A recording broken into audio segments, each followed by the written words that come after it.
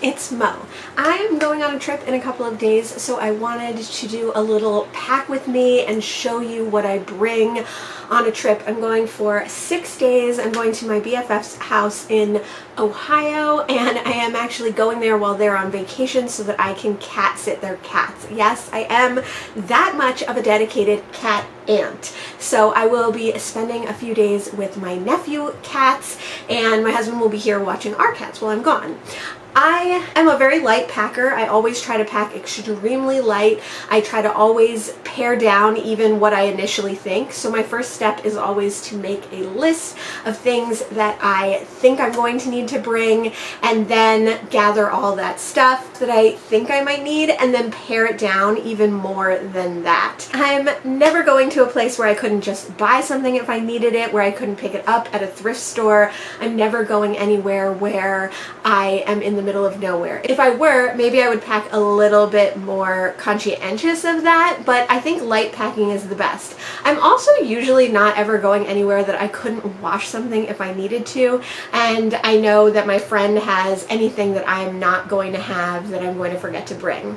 The only thing that I'm packing light on this particular trip for me is shoes. I'm only going to bring one pair of shoes, the shoes I'm going to wear on the plane, because I don't have a pair of flip-flops or sandals right now that I want to wear or that I can wear. So I'm hoping that maybe on this trip I'll find a pair of flip-flops that I can have.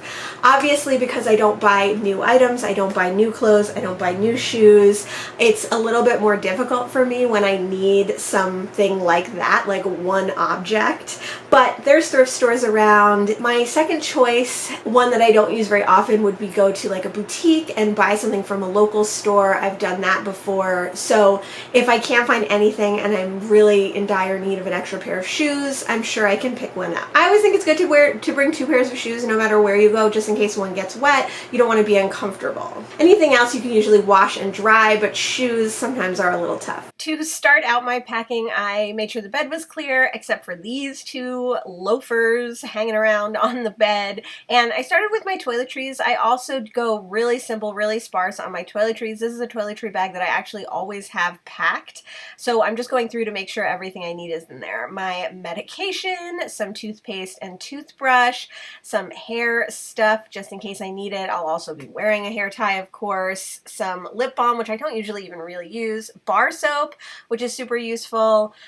This is like a lip mask that someone got me that I just keep in there. This is all-purpose soap, which I use for shampoo as well. And then I also have my favorite lip balm. That balm also works for a hand cream or a moisturizer.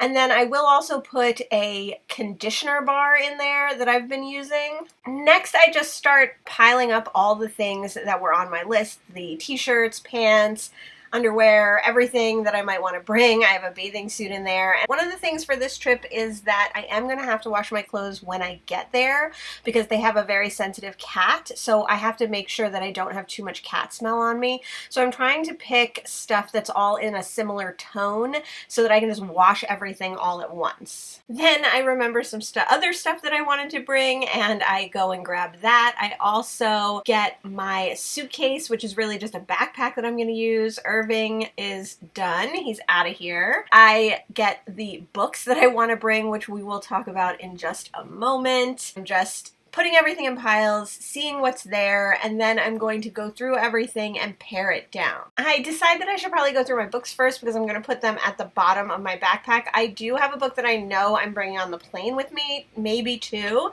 but I have a couple of classics that I might want to read. I have some crime, but I decided not to take election. I have a borrowed book. I have Jamaican Cade, which I decided not to take. I have some sci-fi and novellas. I decide to pare it down to just one of these. And then I also have Ace, which I really want to read. That's going to be my nonfiction for the trip. After paring down everything that I'm taking, this is what I'm left with. This is the stuff that I'm bringing on the plane with me, the outfit that I'm going to wear, and I'm also going to wear a hoodie, a notebook, my book that I'm going to read on the plane.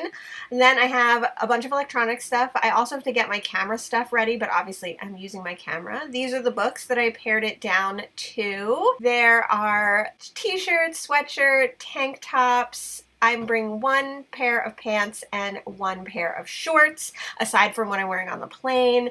Underwear, of course. I'm bringing a bathing suit just in case. You never know. It's a bikini. It's easy to fit in there. I'm also bringing my bullet journal and my toiletries bag. So everything is going to fit into this backpack, and that's the way I prefer to travel. I will get a bag for those electronics and everything. I also packed up a little zero waste kit, so I have my masks for the plane. I have a fork and knife and straw, all plastic, but ones that we've gotten that we didn't want to throw away, we wanted to reuse. I have a napkin and a smaller bag there. I'll also put another little tote in there. We often get plasticware when we aren't intending to, and so rather than just throw that away, we'd rather reuse it. And since I want to pack super light, like actually weight light on this trip, I thought it would be good to take those plasticware. I am bringing 7 books with me for this 5 or 6 day holiday. I definitely plan on doing a lot of reading, but I also definitely plan on visiting little free libraries and maybe acquiring some books. So I wanted to have enough that I had a variety that I could read from, but that I also didn't have so many that I couldn't bring more home with me. I have one carry-on bag for the plane, which is a backpack. That's my preferred method, is to always pack everything into a backpack. That's what I use as my like carry-on for the plane. I do have a larger suitcase if I needed it, and we do have slightly larger bags, but then I also always bring a tote bag that's pretty big, that's gonna have all my necessities for the plane, for anything that I don't want to fish out of my bag. Most likely I'll also bring another tote bag, a smaller one to use day to day, or if I'm going shopping and I need extra bags. It's going to be a very comfortable time, so I'm not really worried about any of that.